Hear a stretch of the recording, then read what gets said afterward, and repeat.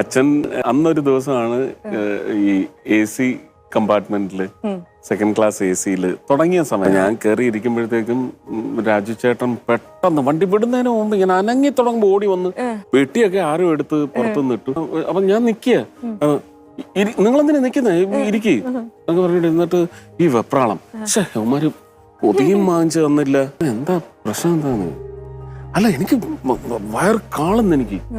ഞാൻ പറഞ്ഞ എന്റെ അമ്മച്ചി എനിക്ക് രാത്രി കഴിക്കാനുള്ള ഒരു പൊതി തന്നിട്ടുണ്ട്, മതിയോ, കഴിക്കുവോ, നിങ്ങക്ക് രാത്രി കഴിക്കാനാ, അപ്പൊ നിങ്ങളെന്ത് കഴിക്കും രാത്രി? ഞാൻ പറഞ്ഞ അത് കുഴപ്പമില്ല. അപ്പൊ എനിക്ക് സന്തോഷമായി. അമ്മച്ചി 4 ചപ്പാത്തിയെ വെക്കത്തുള്ളൂ, അതിന്റെ കൂടെ ബ്രെയിൻ ഫ്രൈ, ആ ആടിന്റെ തന്നെ മട്ടൺ കറിയും വെച്ചിട്ടുണ്ടായിരുന്നു. പുള്ളി ഇതങ്ങോട്ട് എടുത്തു വെച്ച് അങ്ങനെ കഴിച്ചോക്കുന്ന പോലും ഇല്ല.